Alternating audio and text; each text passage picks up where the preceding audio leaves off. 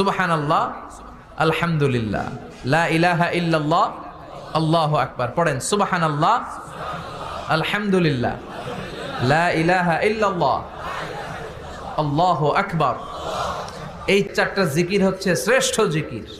শ্রেষ্ঠ তো শ্রেষ্ঠই তো পাইছেন, আর এদিক ওদিক তাকান কেন? পড়েন ইচ্ছা মতো। এই চারটা জিকির একসাথে মিলিয়েও পড়া যায়, আলাদা করেও পড়া যায়। আবার বিষ্ণুই বললেন, মিজানের পাল্লা ভারী করতে চাও, ফাআম্মা মান সাকুলাত মাওয়াজিনুহু ফাহুয়া ফি আইশাতির রাদিয়া। মিজানের পাল্লা যারা ভারী করতে চাও তারা দুইটা জিকির করবা, সুবহানাল্লাহি ওয়া বিহামদিহি, সুবহানাল্লাহিল আযীম। এই দুইটা শব্দ কালিমাতান হাবিবাতান ইলার রহমান, আল্লাহর কাছে খুব প্রিয়। সাকিলাতানি ফিল লিসান, এই জিহ্বার মধ্যে এই শব্দ দুইটা উচ্চারণে খুব সহজ, খুব পাতলা। সাকিলাতানি ফিল মিজান, কিন্তু এই শব্দ দুইটা মিজানের পাল্লায় রেখে দিলে অনেক ওজন হয়ে যাবে। সুবহানাল্লাহি বিহামদিহি, সুবহানাল্লাহিল আযীম। পড়তে রাজি আছেন তো? প্রত্যেক ফরজ সালাতের পর আয়াতুল কুরসি পড়বেন। কি পড়বেন? মুখস্থ আছে না? এটা পড়ে ফু দিলে কোনো জিন পড়ি, ব্ল্যাক ম্যাজিক কোনো কিছু আপনারা ধরতে পারবে না। বিষ্ণু বলেন, মান কারা আয়াতাল কুরসি দুবুরা কুল্লি সালাতিন মাকতুবা লাম ইয়ামনাহু মিন দুখুলিল জান্নাতি ইল্লাল মাউত। প্রত্যেক ফরজ সালাতের পরে কেউ যদি আয়াতুল কুরসি পড়ে, তার জান্নাতে ঢোকার ব্যাপারে আর কোনো বাধা নিষেধ থাকে না। একটা জিনিস ছাড়া, সুবহানাল্লাহ, আরেকটু পরে বল, একটা জিনিস ছাড়া, ইল্লাল মাউত, সেটা হচ্ছে মৃত্যু।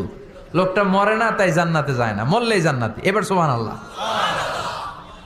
তাহলে প্রত্যেক ফরজ সালাতের পরে আয়াতুল কুরসির দরকার আছে না নাই?